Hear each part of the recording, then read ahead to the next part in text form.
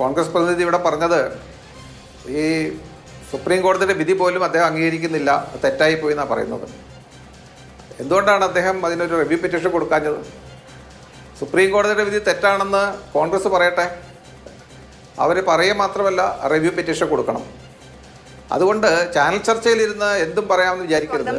Shri R Kumar, എൻ്റെ കയ്യിലുള്ളത് 2020 അതായത് 6 വർഷം മുൻപ് ഒരു പ്രൈവറ്റ് ഓഡിറ്റ് ഫേം ഈ അയോധ്യ ക്ഷേത്രവുമായി ബന്ധപ്പെട്ട് നൽകിയ ഒരു റിപ്പോർട്ടാണ്. അവർ കൃത്യമായി അത്രയും വർഷം മുൻപ് പറഞ്ഞിട്ടുണ്ട്, 2020 നവംബറിൽ പറഞ്ഞിട്ടുണ്ട്, ഇവിടെ കൃത്യമായ ഒരു സ്റ്റാൻഡേർഡ് ഓപ്പറേറ്റിംഗ് പ്രൊസീജിയർ അനിവാര്യമാണ്, ഇല്ലെങ്കിൽ പാളിച്ചകൾ ഉണ്ടാകും.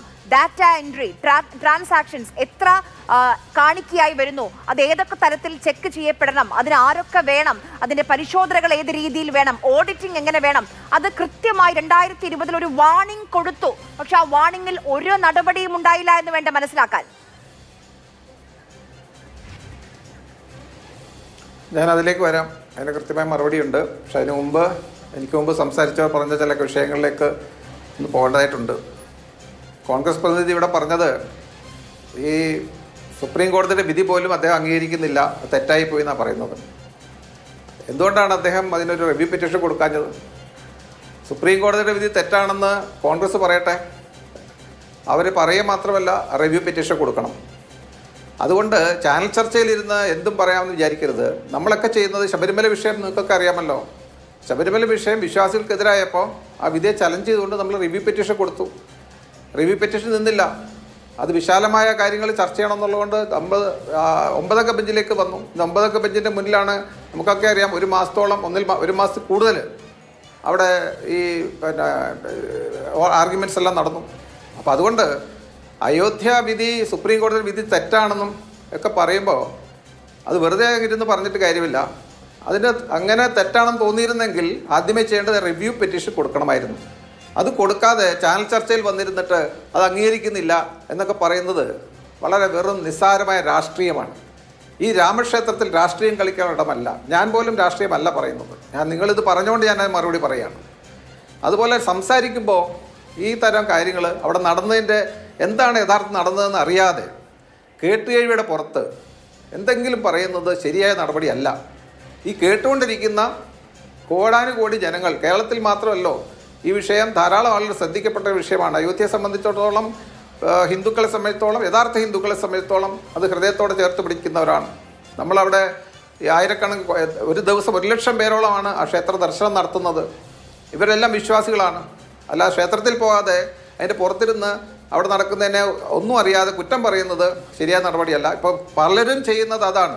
കേട്ടുകേഴ്വിയുടെ പുറത്ത് പല രാഷ്ട്രീയമാണ്. ഇപ്പൊ സമാജ്വാദി പാർട്ടിയാണ് കേസ് കൊടുത്തത്.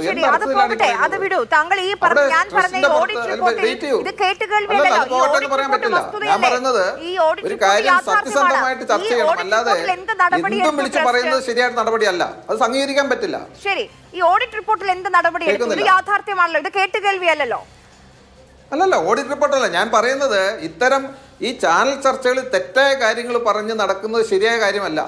യഥാർത്ഥം എന്താണ് അവിടെ നടന്നതിനെക്കുറിച്ച് വേണം ചർച്ച ചെയ്യാൻ. അല്ലാതെ ഓരോരുത്തരുടെ മനസ്സിൽ തോന്നുന്ന കാര്യം നമ്മുടെ മനസ്സിലേക്ക് വിട്ടിട്ട് വളരെയധികം വിരുദ്ധമായ കാര്യങ്ങൾ ഇളക്കിക്കൊണ്ടുവരുന്നത് ശരിയായ നടപടിയല്ല. അതുകൊണ്ട് അവിടെ ഒന്നും നടക്കുന്നില്ല. മോഷണമാണ്, കോടാനുകോടി രൂപ പോയി.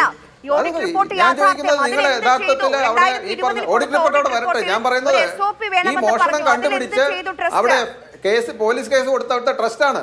രണ്ടാമത്തെ കാര്യം, ഇത് സുപ്രീം കോടതി നിയോഗിച്ച ട്രസ്റ്റാണ്. നിങ്ങൾക്ക് അറിയാമല്ലോ, സുപ്രീം കോടതിയാണ് പറഞ്ഞത് ട്രസ്റ്റ് രൂപീകരിക്കണമെന്നും അതെങ്ങനെ വേണമെന്നുള്ള നിർദ്ദേശത്തോടു കൂടിയാണ്.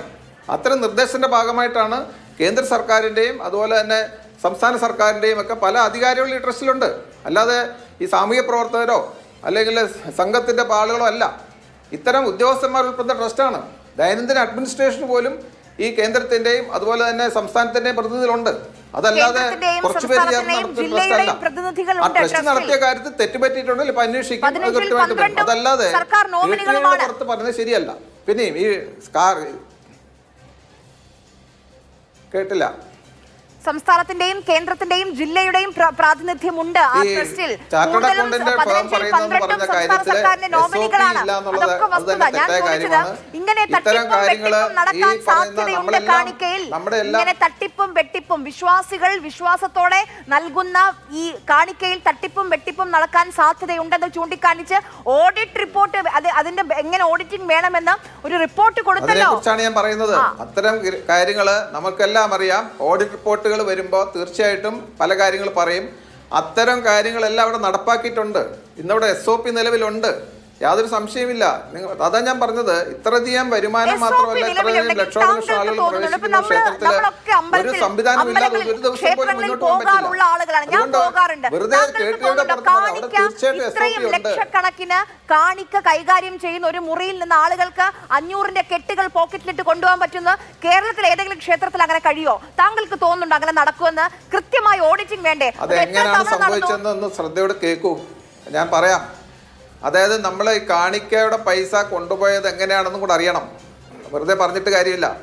ഇത് വെറുതെ പോക്കറ്റിലേക്ക് കൊണ്ടുപോകുന്നതല്ല. അതാണ് കണ്ടുപിടിച്ചത്. ട്രസ്റ്റ് തന്നെ കണ്ടുപിടിച്ച് കേസിലേക്ക് ആസ്പദമായ സാഹചര്യം ഉണ്ടായത്. ഇപ്പോൾ ഞാൻ ചെറിയൊരു ഉദാഹരണം പറയാം.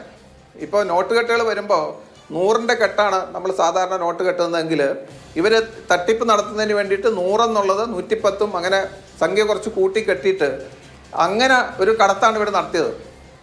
അങ്ങനെ ചെയ്ത സമയത്ത് ഈ ഒരു കെട്ടെന്നുള്ള കൺസ്യൂമിൽ അവർ റെക്കോർഡ് ചെയ്യപ്പെടുന്നു. പക്ഷേ പിന്നീട് അത് ബാങ്കിലെത്തുമ്പോൾ അവർ ഇതിനിടയ്ക്ക് വെച്ചിട്ട് എവിടെയോ വെച്ചിട്ട് ഇത് മാറ്റുന്നു. കാരണം ഈ കൈകാര്യം ചെയ്യുന്നവർ ചെയ്തു. പക്ഷേ ഇത് മുഴുവൻ ഞാൻ നേരത്തെ പറഞ്ഞ രഹസ്യ ക്യാമറയിൽ കിട്ടി. അങ്ങനെ രഹസ്യ ക്യാമറയിൽ ഇത്തരം കാര്യങ്ങൾ നടക്കുന്നു എന്ന് കണ്ടപ്പോഴാണ് ട്രസ്റ്റ് നടപടിയെടുത്തത്. അതല്ലെങ്കിൽ ആലോചിച്ച് നോക്കൂ, ഇത് വേണമെങ്കിൽ ഈ ട്രസ്റ്റിനുള്ളിലുള്ള 8 പേരോ അല്ലെങ്കിൽ 10 പേരോ അല്ലെങ്കിൽ ഒരു മുറി നടക്കുന്ന കാര്യമാണ്. ആ ട്രസ്റ്റിന് മറച്ചു വെക്കാനാണെങ്കിൽ മറച്ചു വെക്കാൻ പാടില്ലേ? പിന്നെ ഈ ഓട്ടോറിക്ഷ ഡ്രൈവറുടെ കയ്യിലാണ് താക്കോൽ എന്നൊക്കെ പറഞ്ഞത് എന്ത് അർത്ഥത്തിലാണ്? ഞാൻ ചോദിക്കുന്നത്, വലിയ പ്രമുഖന്മാരുടെ കൊള്ള നടത്തുന്നതിന് ഓട്ടോറിക്ഷ ഡ്രൈവറുടെ കയ്യിലാണോ താക്കോൽ കൊടുക്കുന്നത്? അപ്പോൾ അതുകൊണ്ട് ഇതെല്ലാം കേട്ടുകഴിയാണ്. ഞാൻ പറഞ്ഞത് ഈ സംഭവത്തിൻ്റെ എന്താണ് യഥാർത്ഥം നടന്നത്, അതാരാണ് കണ്ടുപിടിച്ചത്, എങ്ങനെ കണ്ടുപിടിച്ചു, അതിനെന്ത് നടപടിയെടുത്തു എന്നുള്ളതാണ് നമ്മൾ പരിശോധിക്കേണ്ടത്. അപ്പോൾ ഇത്തരം ചില നടപടികളുടെ സംശയം അവരെ സാമ്പത്തികമായിട്ട് പലരുടെയും വരുമാനത്തിൽ കവിഞ്ഞ് സ്വത്ത് സമ്പാദിക്കുന്നത് കണ്ടപ്പോൾ ട്രസ്റ്റ് അന്വേഷിക്കുകയും അതിന്റെ ഭാഗമായിട്ട് കൂടുതൽ കാര്യങ്ങൾ അന്വേഷിച്ച് ക്യാമറ വെച്ച് കണ്ടുപിടിച്ച് നടപടിയെടുത്താണ്. ഏതായാലും കേസ് നടക്കട്ടെ, ആരായാലും കുറ്റക്കാരായാലും ശിക്ഷിക്കപ്പെടണം, അതിന് യാതൊരു സംശയമില്ല. ആര് തെറ്റ് ചെയ്താലും അത് കണ്ടുപിടിക്കാൻ തന്നെ വേണം. ആദ്യമായിട്ടാണോ ആരോപണം ഉയരുന്നത് ഈ ട്രസ്റ്റിനെതിരെ? അല്ല, ഭൂമി ഇടപാടുമായി ബന്ധപ്പെട്ട തട്ടിപ്പ്, അത് എന്തൊരു വലിയ തട്ടിപ്പായിരുന്നു. താങ്കൾക്ക് ഓർമ്മയുണ്ടാകും, ആ തട്ടിപ്പ് ഉന്നയിച്ചത് ആരാണ്? 2 പേർ ഉന്നയിച്ചു. അതിൽ നോക്കൂ, 2020-ലാണ്. എവിടെ എത്തി അന്വേഷണം? എനിക്കറിയാം അത് എന്തുകൊണ്ടാണ് അന്വേഷണം മുന്നോട്ട് പോകുന്നത്. അതിന്റെ രേഖകളൊക്കെ പബ്ലിക് ഡൊമൈനിലുണ്ടല്ലോ. ഒരു നിമിഷം, അതായത് ഞാൻ ഈ നിമിഷം ഇപ്പൊ 8 മണിക്ക് 2 കോടിക്ക് ഭൂമി വാങ്ങാണ്. 8:10 ആ ഭൂമി എത്ര കോടിക്കാ പിന്നെ വാങ്ങിയത്? 18.5 കോടിക്ക്. 2 കോടിക്ക് വാങ്ങിയ ഭൂമി പിന്നീട് എങ്ങനെയാണ് 10 നിമിഷം കഴിയുമ്പോൾ അതിന്റെ വില 18.5 കോടിയായി? ഇത്രയും ഉയരും. ആരോപണം മാത്രമാണ് ശ്രീമതി ആര്യ, ഇത് ആരോപണം മാത്രമാണ്. ഇത് തെളിയിക്കാൻ സാധിച്ചിട്ടില്ല. കാരണം ഞാൻ പറയുന്നത്, ഈ അയോധ്യ ക്ഷേത്രത്തിനെതിരെ നമുക്കറിയാം ഭാരതത്തിൽ പ്രത്യേകിച്ച് പല രാഷ്ട്രീയ ശക്തികളും BJP വളരുന്ന ഇതുകൊണ്ടാണ്, അല്ലെങ്കിൽ രാമക്ഷേത്രത്തിനെ കൊണ്ടാണ് ഹിന്ദുക്കളെ സംഘടിപ്പിച്ചുകൊണ്ട് BJP വളരുന്നുള്ളത് കൊണ്ട് ഉത്തർപ്രദേശിലും ഭാരതത്തിലെമ്പാടും പല രാഷ്ട്രീയ കക്ഷികളും അതിനെതിരെ പല നീക്കങ്ങൾ നടത്തുന്നുണ്ട്. അപ്പൊ അത് പല അപവാദങ്ങളും അലിഗേഷൻസ് എല്ലാവർക്കും ഉന്നയിക്കാമല്ലോ. ഈ പറഞ്ഞ അലിഗേഷൻ പോലും തെളിയിക്കപ്പെട്ടിട്ടില്ല. അതുകൊണ്ട് ആരോപണം ഉന്നയിച്ചതെല്ലാം ശരിയാണ് ഉന്നയിക്കാൻ സാധിക്കും. അവർക്കും ഈ രാജ്യത്ത് സനാതന ധർമ്മം നശിച്ചു പോകണമെന്ന് ആഗ്രഹമുണ്ടോ നിർമോഹി അഖാഡയ്ക്കും?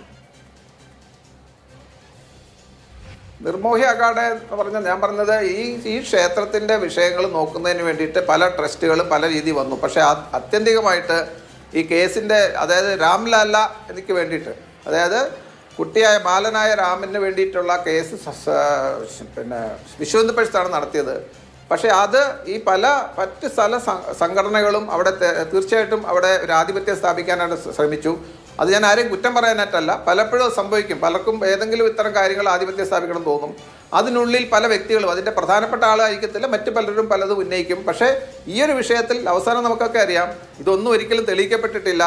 ഒരു കൂട്ടായ ശ്രമത്തിൽ കൂടാണ് അവിടെ പ്രാണപ്രതിഷ്ഠ നടന്നതും ഒരവസരങ്ങളൊന്നും ഉണ്ടായാലും നമുക്കറിയാമല്ലോ. അതെല്ലാവരും കൂടെ കൂടിയായിരുന്നു. അതുകൊണ്ട് ആരോപണങ്ങൾ പലതുണ്ട്. ഇപ്പോഴും ഇത്തരം ആരോപണങ്ങൾ വരികയാണ്.